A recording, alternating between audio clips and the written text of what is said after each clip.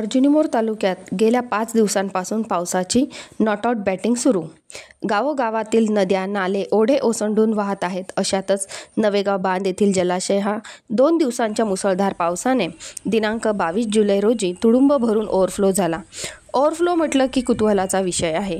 त्यातल्या त्यात नवेगाव बांध हे पर्यटन स्थळ असल्याने नवेगाव बांध व परिसरातील नागरिकांना त्याचा मोह आवरता आला नाही व लगेचच ओव्हरफ्लो स्थळी बहुसंख्येने नागरिकांनी गर्दी केली. दुकाने सजू लागली. ग्राहकांची गर्दी प्रत्येक दुकानात दिसू लागली. हीच बाब लक्षात घेत कोणत्याही प्रकारची जीवित किंवा वित्तहानी होऊ नये यासाठी नवेगाव बांधच्या ठाणेदार योगिता चापले यांनी फोन करून ओव्हरफ्लो झाल्याचे कळवण्यात आले. सर्व परिसराचा आढावा घेत योगिता चापले यांनी ओव्हरफ्लो आणि जेटी पॉईंट या दोन्ही ठिकाणी जलस्तर वाढलेला दिसून आला.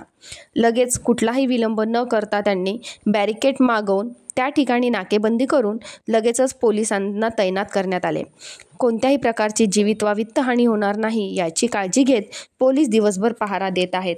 यावरून पोलिसांची कर्तव्य दक्षता व सामाजिक बांधिलकीचे दर्शन घडून येते. सद्रक्षणाय खलनिग्रहणाय या ब्रीदवाक्याचा अवलंब करणाऱ्या पोलीस विभागाला मानाचा बुजरा. News reporter Suresh Jipkate, Zee India 24 तास, अर्जुनी.